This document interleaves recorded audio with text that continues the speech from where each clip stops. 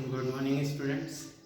हम बात करेंगे इस लेक्चर में क्वेश्चन नंबर 61 का। क्वेश्चन नंबर 61 करना था। इसके पहले लेक्चर में हम लोग बात कर रहे थे क्वेश्चन नंबर 60 का। तो क्वेश्चन नंबर 60 हमने करवाया था 53, 51, 53, 56, 60 पिछले लेक्चर्स में हो गए हैं।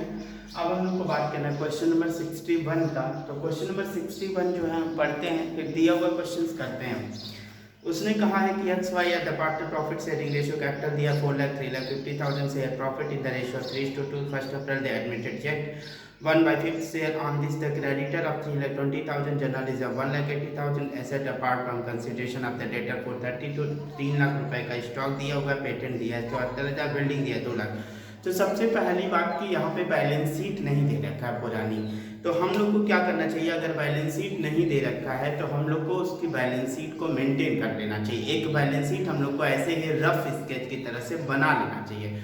तो यहाँ पे हम जो बैलेंस शीट बनाते हैं रफ स्केच की तरह से, तो उस बैलेंस शीट का नाम होता है क्या चीज? बैलेंस शीट को हम बोल सकते हैं, उस बैलेंस शीट को हम बोल सकते हैं मेमोरेंडम बैलेंस शीट। सिर्फ अपने याद रखने के लिए हम एक बैलेंस शीट बना लेते हैं। तो हम लोग यहाँ पे एक मेमोरेंडम बैलेंस शीट बना लेते हैं। तो बनाते हैं, तो यहाँ पे क्वेश्चन में दिया है हमारे पास, यहाँ दे रखा है, कह रहे हैं कि द क्रेडिटर है 3,20,000 का। तो क्रेडिटर मेरे पास 3,20,000 का, क्योंकि क्वेश्चन में दिया मैं पढ़ता जा रहा हूँ।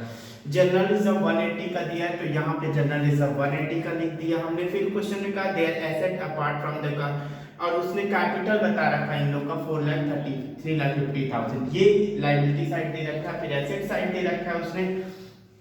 एसेट साइड में दे रखा है कि जो डेटर है वो 4,32,000 है। 4,32,000 है, तो डेटर 4,32,000 का दिया हुआ है। तो हमने लिख दिया स्टॉक है 3 लाख का, तो 3 लाख रुपए रिकॉर्ड है।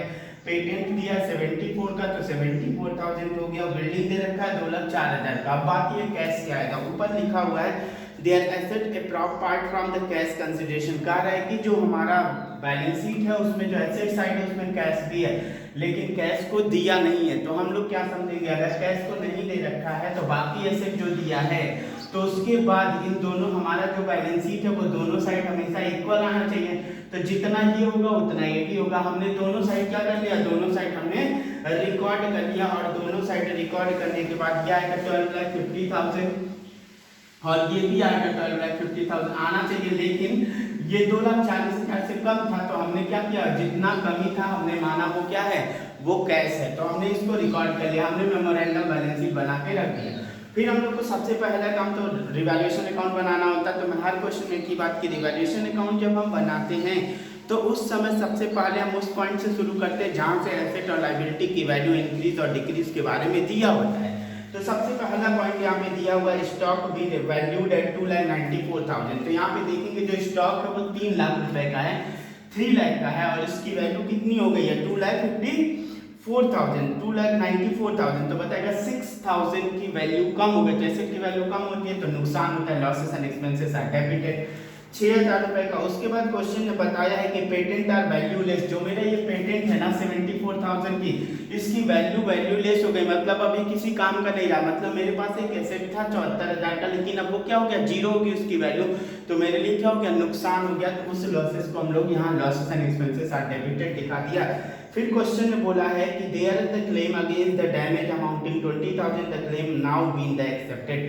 कर एक क्लेम किया गया था 20,000 रुपए का, वो क्लेम जो है अब एक्सेप्ट हो गया, अब हमको देना पड़ेगा। तो लायबिलिटी बढ़ गई, तो लायबिलिटी बढ़ गई तो मेरे लिए क्या हो गया, लॉस हो गया। तो हम इस लॉस को यहाँ दिखा दिया, losses and expenses are debited. अब उसके बाद कोई भी पॉइंट हमारे पास नहीं दिया, हमने बी पढ़ लिया, सी पढ़ लिया, डी पढ़ लिया, ये तीनों दिया है रिवैल्यूएशन का, तो हमने तीनों रिवैल्यूएशन यहाँ पे कर दिया। अब क्या करना है, ये वाला साइड को हम लोग को टोटल जोड़ना है। ये वाला साइड हम लोग अगर टोटल जोड़ते हैं रिवैल्यूएशन का, तो ये टोटल साइड कितना आ गया, 1 लाख रुपए का।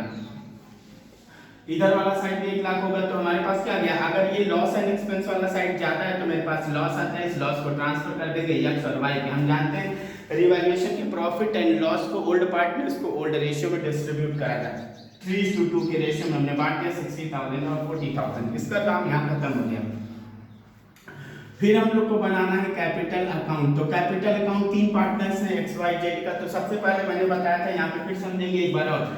हम लोग कहे थे कि लायबिलिटी साइड में हम पुरानी बैलेंस शीट की लायबिलिटी और एसेट साइड में हम 3 चीजों को चेक करते हैं। सबसे पहले उसके बैलेंस को कॉपी कर देते हैं, बैलेंस को छाप देते हैं जैसा का जैसा। दूसरा कोई रिजर्व दिया होता है तो उसको बांट दिया जाता है। और तीसरा मैंने बताया कोई पीएल दिया होता है उसको भी।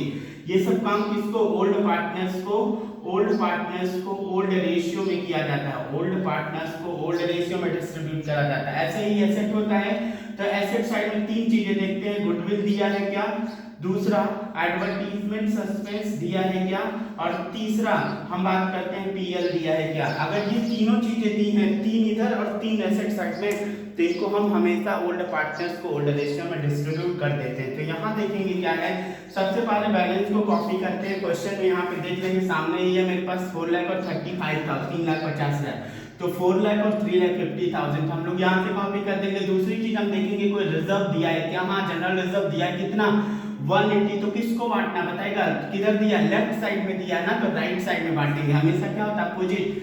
तो यहाँ पे जनरल रिजर्व मेरे पास 180 है, किस रेशियो में बांटना है इसको, हमारे पास रेशियो दे रखा है क्वेश्चन में क्या, 3:2, 3:2 में 1,80,000 को बांट देंगे तो 1,08,000 और 70,000। फिर उसके बाद बात करता है हमारे पास ये रिजर्व हो गया। फिर देखेंगे पीएल दिया है क्या, तो पीएल यहाँ पे नहीं दिया है, खत्म हो गया।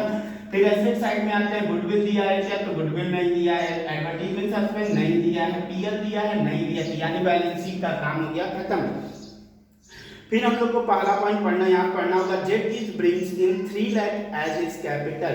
जेड 3 लाख रुपए कैपिटल का लाता है, तो वो पैसा लेकर के आएगा। तो कैपिटल अकाउंट जब हम जानते हैं, जब भी इंक्रीज करता है तो इधर लिखते हैं, और जब भी डिक्रीज करता है तो इधर लिखते हैं। जरा बताइए, अगर कैश लेकर के आएगा कैपिटल बढ़ेगा, ये 3 लाख रुपए वो लेकर के आया, हमने यहाँ पे रिकॉर्ड कर दिया। फिर उसके बाद क्वेश्चन ने कहा है कि and bring his share of the goodwill in cash subject in the following term। कह रहा है ये following terms के हिसाब से वो अपने गुडविल का पैसा भी लेकर के आया। उसने पहले पॉइंट में बोला goodwill of the firm is valued 5 lakh. पूरे फर्म की जो गुडविल है वो 5 लाख रुपए की वैल्यूड की गई है, तो हमको निकाल लेना पड़ेगा। तो उसका शेयर कितना है, वो कितने के लिए आ रहा है, 1/5 के लिए आ रहा है। तो हम जानते हैं पूरे फर्म की जो गुडविल है वो 5 लाख रुपए की है, तो 1/5 के लिए आ रहा है, तो उसका शेयर कितना हो जाएगा, 5 से कट जाएगा, 1 लाख रुपए आ जाएगा। यानी वो प्रीमियम ऑफ गुडविल भी 1 लाख रुपए लेकर के आएगा। इसका जब आप सैक्रिफाइसिंग रेशियो कैलकुलेट करेंगे तो 3:2 ही आएगा।